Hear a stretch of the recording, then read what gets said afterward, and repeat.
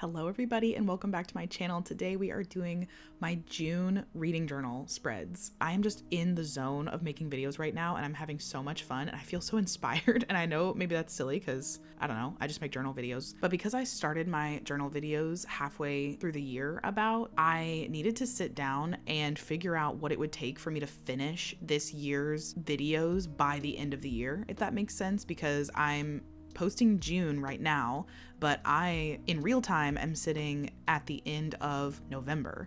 So if I actually wanted to get June, July, August, September, October, November out by the end of 2024, then I would need to be posting more than once a week. So I kind of put myself a little schedule together just to see if I could do it. I mean, I might fail and I might need to end up posting a couple of videos after the new year, but I'm hoping that maybe I'm so inspired that I won't need to do that.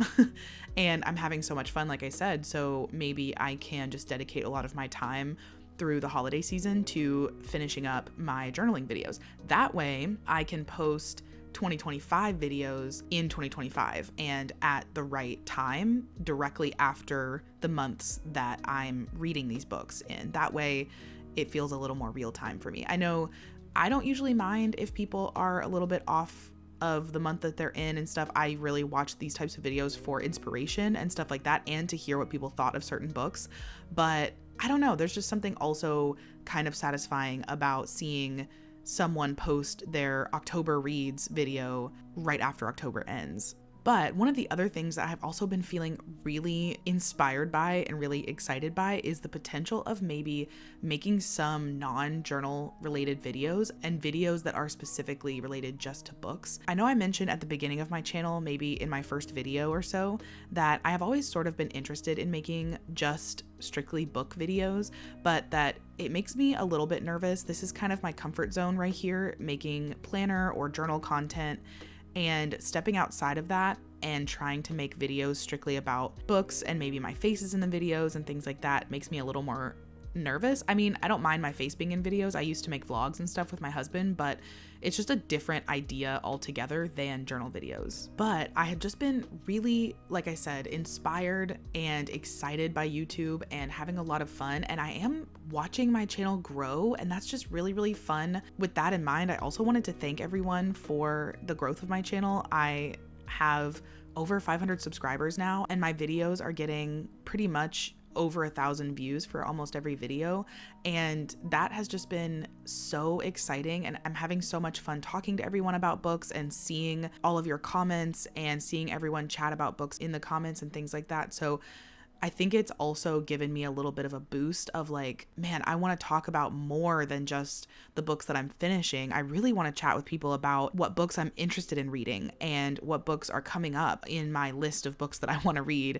And I want to talk about my 2025 goals and TBRs and some of the most beautiful books I have. And I really want to talk about books that I read previous to this year, but I have no outlet to do that with because this channel so far is dedicated to talking about the books that I have read in a specific month of this year.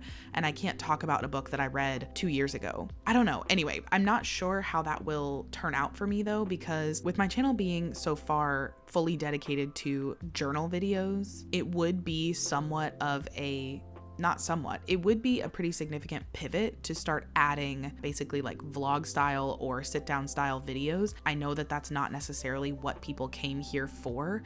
And so I'm wondering if that is the right course of action or if I would start alienating people who came here just for journal content. And so then thinking about that, I wondered if it would make more sense for me to post sit down videos or reading vlog type videos on like a channel membership. But then is that presumptuous to, start doing that when I have a little over 500 of you here for journal content? But if you are interested in seeing me read books in real time or seeing me talk about my reading plans or goals, to ask you to then pay for that, I don't know, maybe that's not the right course of action either.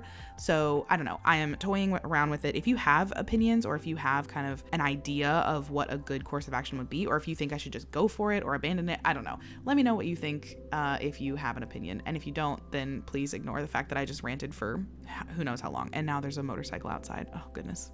Okay, now that I've chatted your ear off, let's actually talk about the journal spread. June's full moon is the strawberry moon, which I thought just fit perfectly with this really adorable strawberry lemon witch sticker from Marigo Nasuli Art. So that's what I went with. And I pulled in some paper and these green frames from Journal Say. And I also pulled in some washi tape from Simply Gilded. And then I used some stamps from Notebook Therapy. And on the right side, I grabbed that same pack of paper from Journal Say and I stamped some frames on it with a frame stamp from Amazon. And I laid out 5 different frames for the 5 different books I read this month.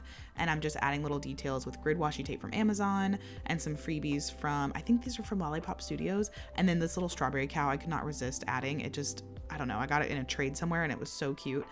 And now I'm realizing that this is a very Wicked themed spread, which is appropriate since I just saw the movie last night. So how fun is that?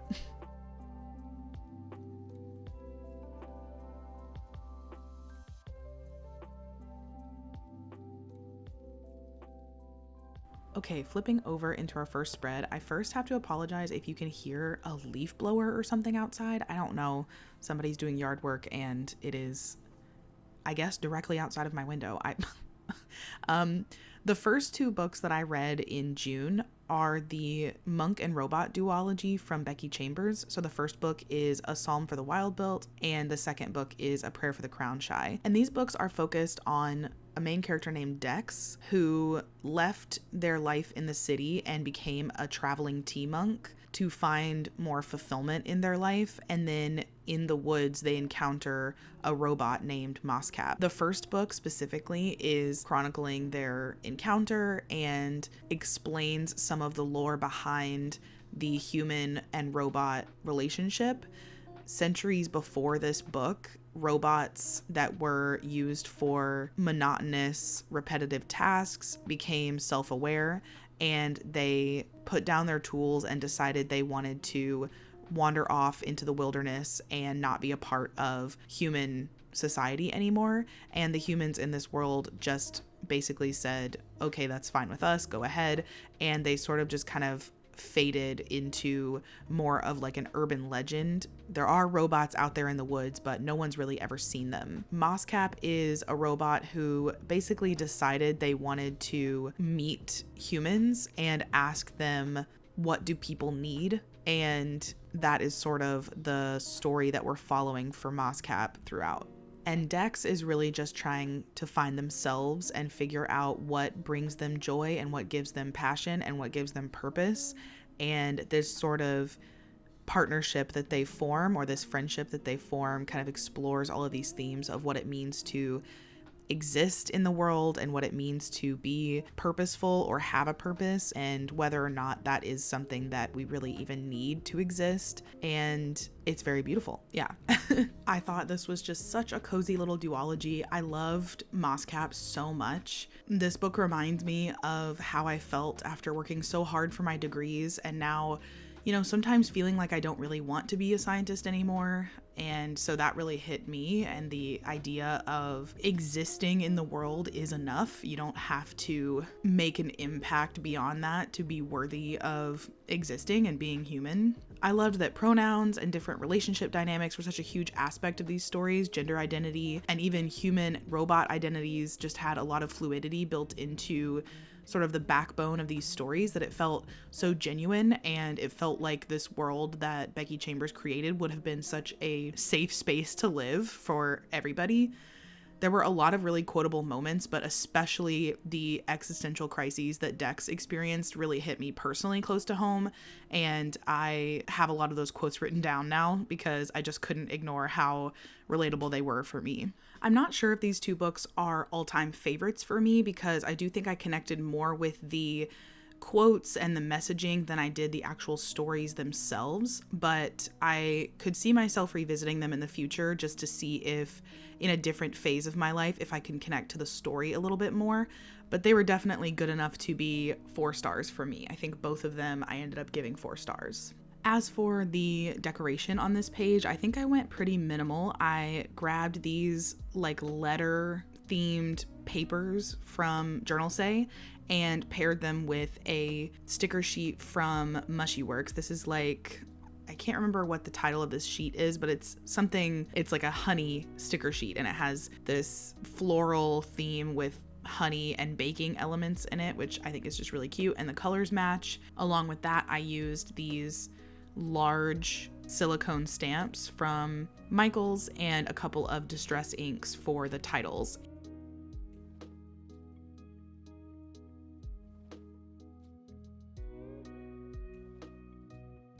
I also received an order from Notebook Therapy that included their Our Stories reading journal stamp set, and you saw a little bit of that in the cover page spread where I used some of the florals from that stamp set, but in this one I'm actually getting to use the star rating stamp, which I'm really enjoying. I ended up using it for probably every spread in this video, and I just wrote the review for these two books together as one. Like, I just reviewed it as a duology instead of as two separate books, because I felt like that was the most representative of my reading experience, and I really do think the two books pretty much just go together as one. And they're novellas. They're very short. I believe that both of them are barely over 150 pages each, so if you read them together, then it's like a 300-page novel, kind of. So that's how I did it.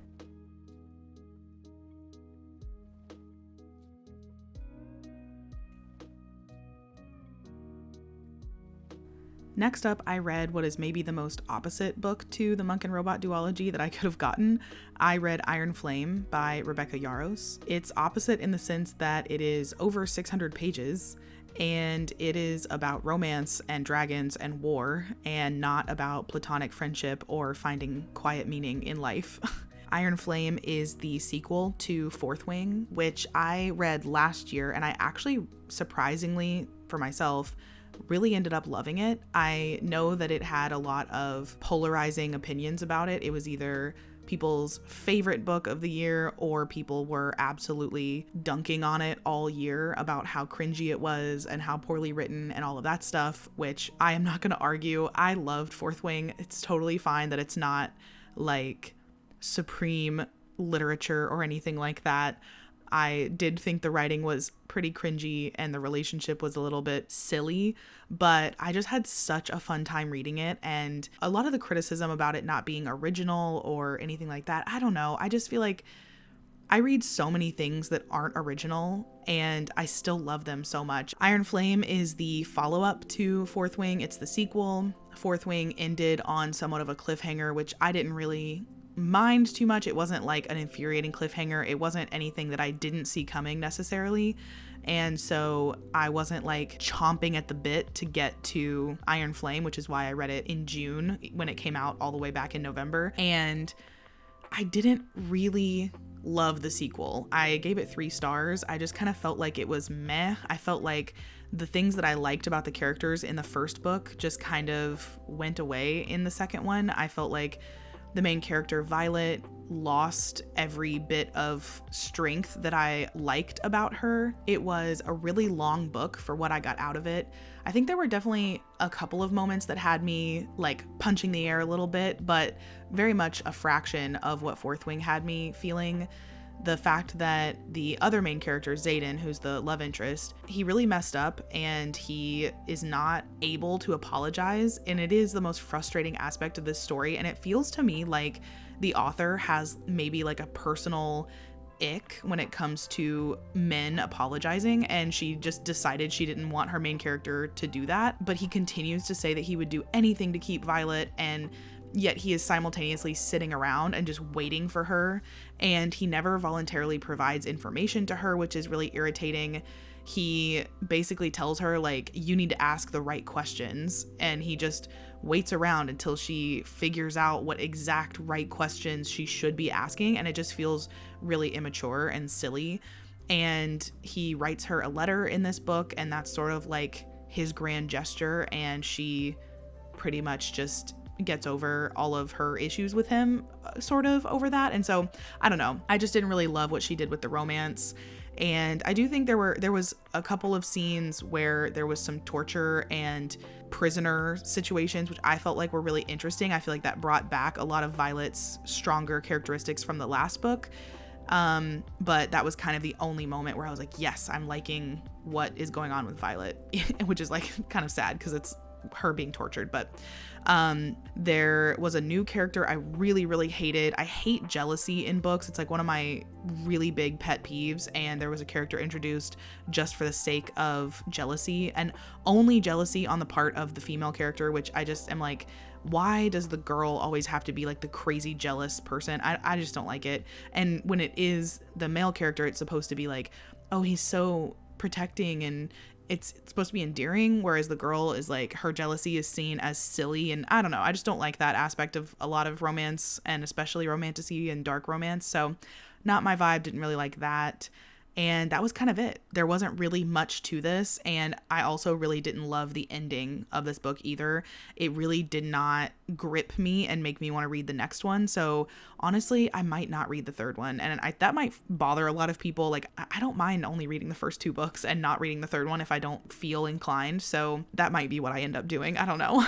But let's talk about a series I did finish. So the next book that I read is the 3rd installment of the Tea Dragon Society graphic novel series. It is called The Tea Dragon Tapestry. While the second book went back in time and followed Hezekiel and Eric's relationship from the beginning, this 3rd book goes back to the present, I suppose, and follows the characters that were in the 1st book. So we're following Greta and Minette, and really focusing on Minette a lot in this one. This one has a lot of themes about grief and your past determining who you are now, and feeling homesick almost, or nostalgic for a past version of yourself, and growing into who you are and who you want to be and that kind of thing. And it is really, really beautiful. It's a wonderful wrap up to the series, I think, and I just highly recommend the entire trilogy of the Tea Dragon Society. So beautiful art, beautiful stories, great inclusion and representation. Yeah, highly recommend. For this spread, I used a sticker sheet from Artimation Co. on Etsy, and it's just like a Fourth Wing themed sticker sheet.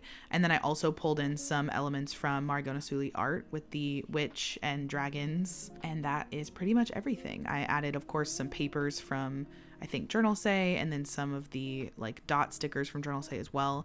And that was pretty much the whole spread. Sorry if you can hear Pebbles taking a bath right next to the microphone. And finally, last but absolutely nowhere near least, is my favorite book of the month, and maybe one of my favorite books of the whole year.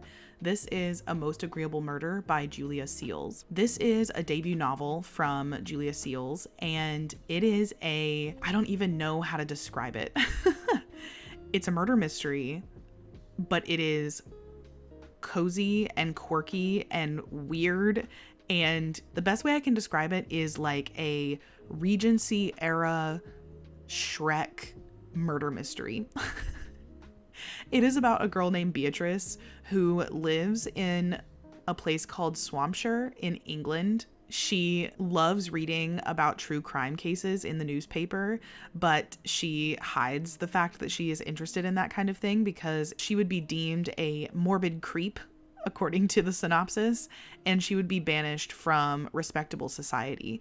But she needs to find an eligible bachelor and get married so that she can help her family from their crumbling financial situation. Beatrice attends an autumnal ball where there is an eligible bachelor named Edmund Croaksworth that she is hoping to woo. And if she's not able to woo Edmund Croaksworth and have him ask for her hand in marriage, then her, quote, disgusting cousin Martin Grubb will inherit the family's estate and they will be ruined forever. So in the story, Croaksworth drops dead in the middle of the ball, and there's a storm raging outside, and they are trapped in a ballroom with a murderer. So Beatrice teams up with a detective that has also shown up to the ball mysteriously, and she tries to solve the murder. This is such a quirky, camp, goofy murder mystery. I just thought it was so fun. There's a little romance involved. There is a lot of very silly and weird puns having to do with swamps, and it just makes me feel like I am reading a story set in the world of Shrek. Like, I just love it so much. There was a lot of, I couldn't help it. I read reviews after I finished this book. There were a lot of bad reviews that were kind of saying that the author was trying to do too much and all of that stuff. And so I can definitely see that, but I went into this book not expecting anything at all. And it was just so much fun from the get-go that I read the whole thing in one day and I just loved it. So I'm gonna reread it at some point in the future. I feel like I say that a lot and it never actually happens, but I really do want to look at it with fresh eyes and not from the perspective of like being shocked at how goofy and fun and silly this story is, but I still think I'm gonna love it. I wrote in my journal that this has some of the best vibes and goofy, silly antics that I have ever read. I can't believe that I got this perfect read right on the heels of Murder Your Employer. I generally don't really like mysteries, and I got 2 5-star mysteries pretty much in a row, back-to-back months. The relationship between the detective and Beatrice reminded me of Veronica Speedwell and Stoker, if you've read the Veronica Speedwell series, and that was really fun. There was a little bit less romantic tension than I would have liked, but when I was writing my review, I wrote, I'm hoping maybe there's a sequel, but I'm not seeing signs of anything on Goodreads, which feels tragic. This feels like it could absolutely be a long series like Veronica Speedwell. And then as I was working on my actual journal, because I wrote the review a while ago, but when I was actually working on my journal spread, I went ahead and checked Goodreads again for an update, and there is a sequel announced for 2025, and I am beyond excited.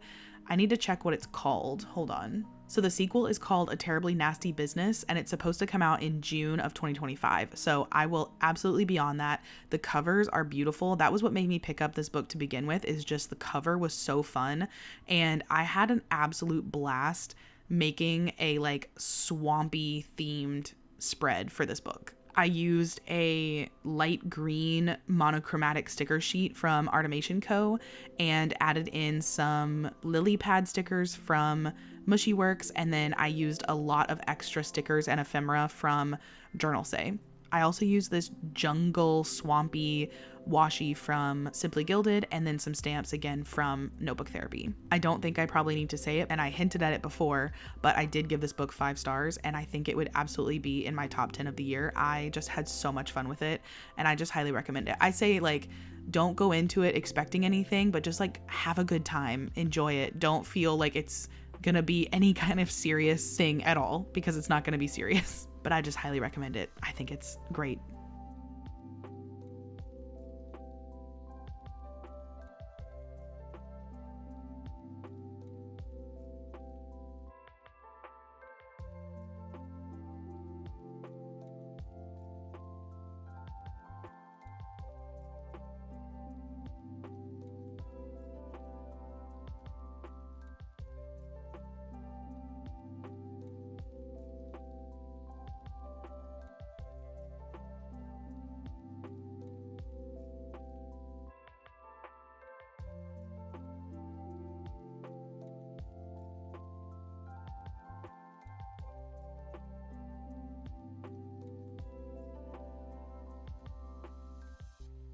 As I write in the review for this book, I just want to reiterate how thankful I am for all of you that are here. Whether you've been here since the first video or if this is your first one, I just really appreciate you being here. And I love when you all comment about books. Have you guys read any of these books? Are you guys interested in reading any of these books? I just love hearing thoughts and opinions about books and reading and all of that stuff.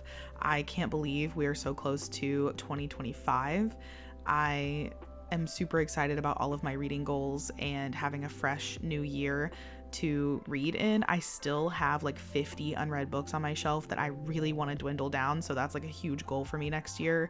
But yeah, I can't wait to get going on it, and I've been just trying to read my little heart out, and so I really appreciate you all being here. If you are here and you're new or you've been around but you aren't subscribed, I'd appreciate it if you clicked that subscribe button and stuck around with me and followed along on my reading journey. Thank you all so much for sticking around for this video if you're here at the end, and enjoy the rest of this little flip through, and I will see you all in the next one.